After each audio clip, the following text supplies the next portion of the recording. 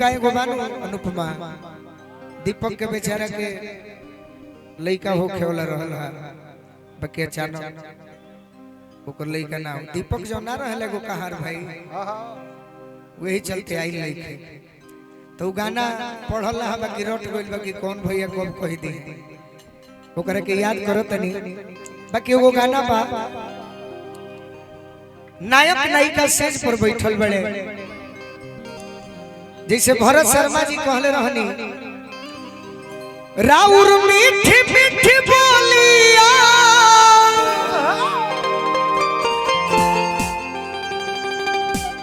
मेरा जला गोता तनी अरे दिया बुता दी हमारा लाज लागता ये पिया दिया बुता दी हमारा लाज आहा वही तर्ज पर नायक नायिका स्टेज पर बैठल बड़े पहला मिलन बा हिना जी पति देव एगो आग्रह करत रहे ये भोजपुरी के गजल है तनी कहीं भर अखिया हेने देखो काहे मोहब्बत तनिका के भड़कत तनी कहीं भर अखिया अरे गड़ा ले दो तनी कहीं भर अखिया गड़ा ले दो जब आइला तो घूंघूटा गिरौले रहेलू तनी कहीं भर अखिया गड़ा ले दो तनी कहीं भर अखिया गड़ा ले दो जब आइला तो घूंघूटा गिरौले रहेलू तनी कहीं भर अखिया गड़ा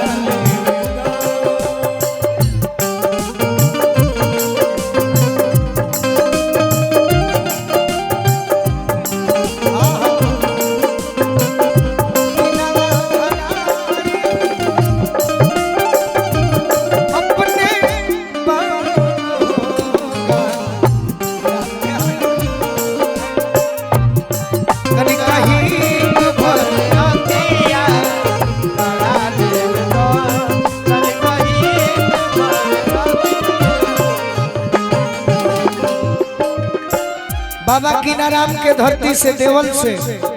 पंकज भैया के आशीर्वाद मिलल बार बार प्रणाम करब आशीर्वाद के प्रतीक्षा बा नेह असर बिछावा बैठो तनी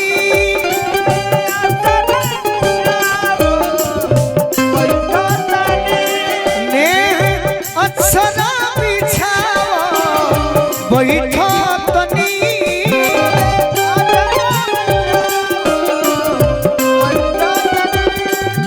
मुस्काई के कोरा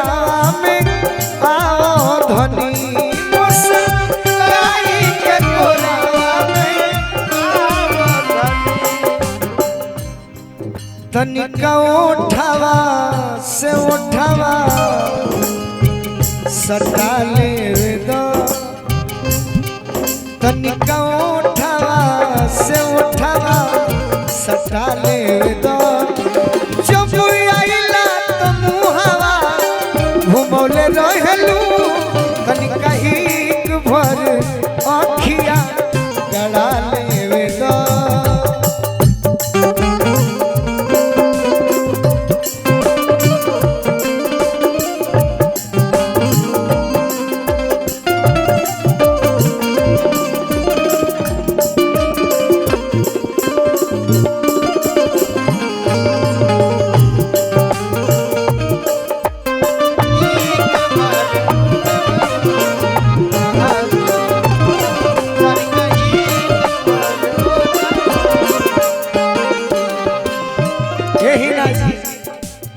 बड़ा दिन से ही मनवा पियासल बटे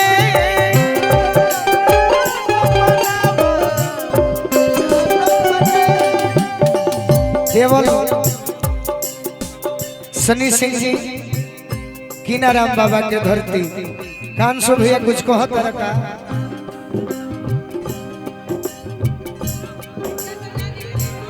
हेने आके कहो बड़ा और जोर से कहो। अरे बाप रे गजल सुनबो सब फनकारे का बना देबो। बड़ा दिन से ही मनवा पियासल बटे